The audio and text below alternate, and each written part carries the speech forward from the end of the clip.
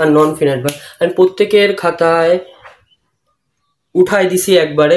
প্রত্যেক ছাত্রছাত্রী 3, 4, 5 আজকে সহজ করে তাদের লিখে দিছি, তারা লিখে নিছে। আপনারা একটু চেক করবেন। ফিনাইট ভার্ব আরেকটা হলো নন ফিনাইট ভার্ব। ফিনাইট ভার্ব মূলত কি? যে ভার্ব দ্বারা কোনো বাক্যের বক্তব্য সম্পূর্ণরূপে প্রকাশ করে তাকে বলে ফিনাইট ভার্ব। এটা সবার খাতায় লেখা আছে, আপনারা খাতায় চেক করবেন। আমি আরেকবার বলতেছি,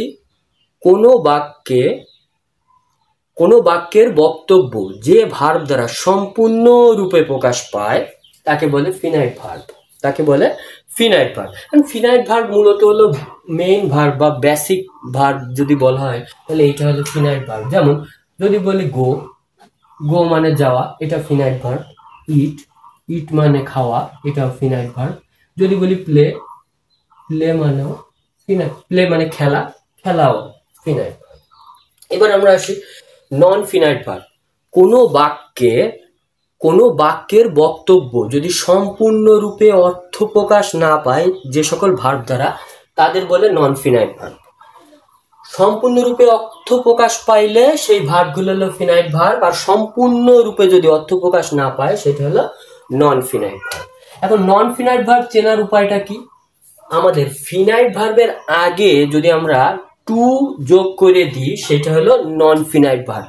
ফিনাইট ভার্বের আগে আমরা টু যোগ করে দেব, সেটা হয়ে যাবে আমাদের নন ফিনাইট ভার্ব। যেমন গো ফিনাইট ভার্ব, ইট ফিনাইট ভার্ব, পেলে ফিনাইট ভার্ব।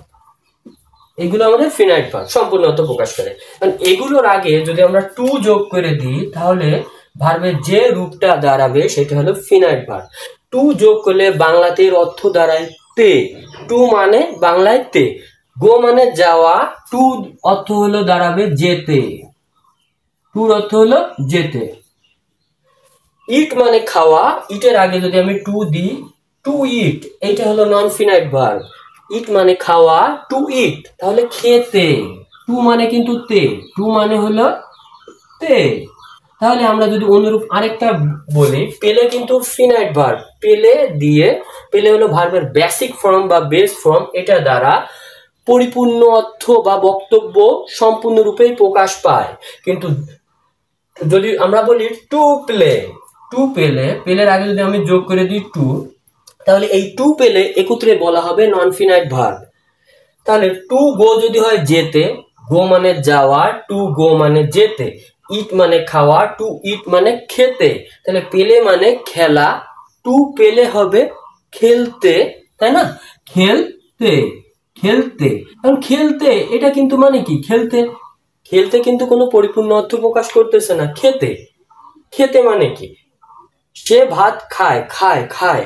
ইট মানে খাওয়া, বা এখন ইট দ্বারা পরিপূর্ণ অর্থ প্রকাশ করে, কিন্তু টু ইট খেতে কিন্তু পরিপূর্ণ অর্থ প্রকাশ করতেছে না। তার মানে ভার্বের যে রূপটা পরিপূর্ণ অর্থ বা বক্তব্য সম্পূর্ণরূপে প্রকাশ করে না সেটা হলো নন ফিনাইট ভার্ব, আর যেটা সম্পূর্ণরূপে বক্তব্য প্রকাশ করে সেটা হলো ফিনাইট ভার্ব।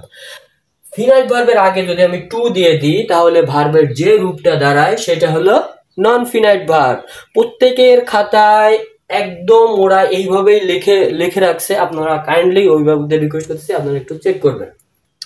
তাহলে ভার্ব প্রধানত দুই প্রকার, একটা ফিনাইট ভার্ব আর একটা নন ফিনাইট ভার্ব। ফিনাইট ভার্ব হলো বাক্যের বক্তব্য সম্পূর্ণরূপে প্রকাশ করবে, আর নন ফিনাইট ভার্ব হলো বাক্যের বক্তব্য সম্পূর্ণরূপে প্রকাশ করবে না। আচ্ছা, এইবার এই ফিনাইট ভার্ব গুলোকে আবার দুই ভাগে ভাগ করা যায়। একটা হলো প্রিন্সিপাল ভার্ব আর একটা হলো অক্সিলারি ভার্ব। অক্সিলারি ভার্ব খুবই গুরুত্বপূর্ণ টপিক। ফিনাইট ভার্বকে কয় ভাগে ভাগ করা যায়? দুই ভাগে ভাগ করা যায়। একটা হলো প্রিন্সিপাল ভার্ব আর একটা হলো অক্সিলারি ভার্ব। তাহলে প্রিন্সিপাল ভার্ব আমি লিখলাম প্রিন্সিপাল ভার্ব, আরেকটা হলো আমাদের অক্সিলারি ভার্ব। ফিনাইট ভার্বকে দুই ভাগে ভাগ করা যায়, একটা হলো প্রিন্সিপাল ভার্ব আরেকটা হলো অক্সিলারি ভার্ব। প্রিন্সিপাল ভার্ব আর অক্সিলারি ভার্ব খুবই গুরুত্বপূর্ণ জিনিস। ফিনাইট ভার্বকে দুই ভাগে ভাগ করা যায়, প্রিন্সিপাল ভার্ব আর অক্সিলারি ভার্ব। প্রিন্সিপাল ভার্বটা কি? প্রিন্সিপাল ভার্ব হলো যে ভার্ব, একটা বাক্যে দুটো ভার্ব থাকতে পারে। আমি কিন্তু আরেকটা কথা বলে নিই, কোনো বাক্য ভার্ব ছাড়া গঠন হইতে পারে না। এই কারণে ভার্বকে বলা হয় ওই বাক্যের প্রাণ। ভার্ব ছাড়া কোনো বাক্য গঠন হইতে পারে না। এবার আরেকটা কথা যদি বলি, কোনো বাক্যে ভার্ব অনেকগুলো থাকতে পারে। এখন অনেকগুলো ভার্বের ভিতর যে ভার্বটা অন্য কোনো ভার্বের সাহায্য ছাড়া নিজেই পরিপূর্ণ অর্থ প্রকাশ করতে পারে তাকে বলে প্রিন্সিপাল ভার্ব। কোনো বাক্যে যে ভার্বগুলো, যদি একাধিক ভার্ব থাকে বা একটাই ভার্ব আছে আমি ধরলাম কোনো বাক্যে, সেই ভার্বটা যদি অন্য কোনো ভার্বের সাহায্য ছাড়া নিজেই পরিপূর্ণ অর্থ প্রকাশ করতে পারে তাকে বলে প্রিন্সিপাল ভার্ব। আপনারা কাইন্ডলি খাতা চেক করে দেখবেন, ওদের খাতায় এটা লেখা আছে, আমি যেটা বললাম এটা লেখা আছে। আমি মুখে যেমন ইজি করে বলতেছি, খাতায়ও আমি ঠিক সেইভাবে নোট করে দিছি যাতে ওদের এই জিনিসগুলো বোধগম্য হয় এবং লং টাইম মনে থাকে। এবং এবার অক্সিলারি ভার্ব, কোনো বাক্যে অক্সিলারি ভার্ব থাকতে গেলে কোনো বাক্যে একাধিক ভার্ব থাকে।